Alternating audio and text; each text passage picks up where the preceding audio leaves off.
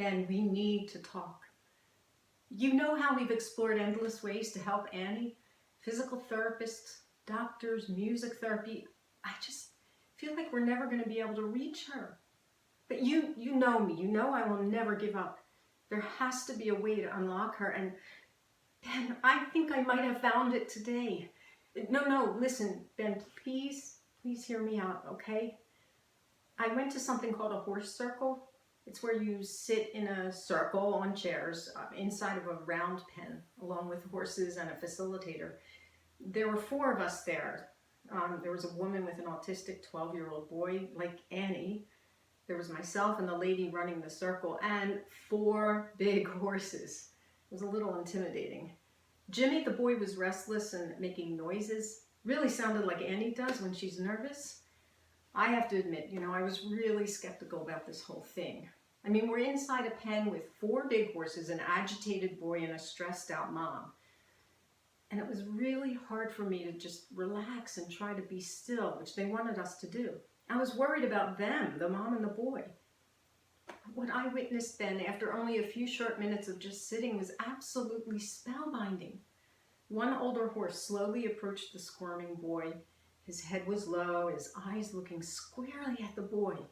He stayed about a foot from the boy's head. He never diverted his eyes from this child. He just stood there. I am telling you, it was like that horse was silently calling this child's name. After a minute or so, the squirming child met the horse's gaze.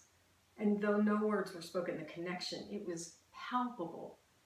Then another horse came and he stood behind Jimmy. He gently rested his head on Jimmy's head and just barely touching him. It's like he knew that a firmer touch might not be welcomed. Then there was like this transformation. Chills went through my whole body as I watched this child become calm, quiet, and mostly focused and present. He didn't ever avert his eyes from the horse's gaze. It's as if they were having this silent conversation. I wept. Everyone wept. And Ben, this boy, he smiled. We all witnessed such a powerful connection between 6,000 pounds of combined horse and a little boy.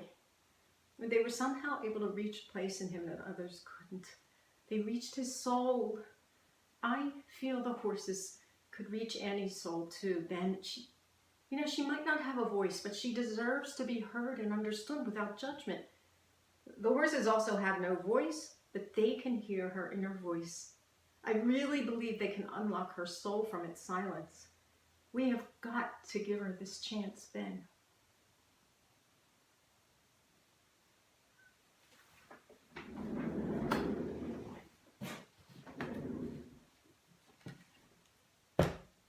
I'm a graduate of business school, of which I attended on a full ride. All that money just to send me through the meat grinder, just to make me assistant to the assistant pencil pusher of some faceless corporate entity. But how can I be mad, right? It's what was expected of me. To earn, to succeed, get the car, the house, the life, have the kids, die, be my parents. Look, I don't mean to sound morbid or ungrateful for any success I've had, but when all your dreams and childhood aspirations have been constantly monetized since their inception, you just can't help but wonder what could have been. What would have happened if I was left to my own devices and able to run wild?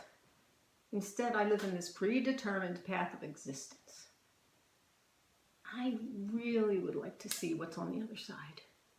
You have to understand that when your father drops dead at 55 and you scarcely remember him laughing once, it's a bucket of cold water when you realize that this is who you're emulating.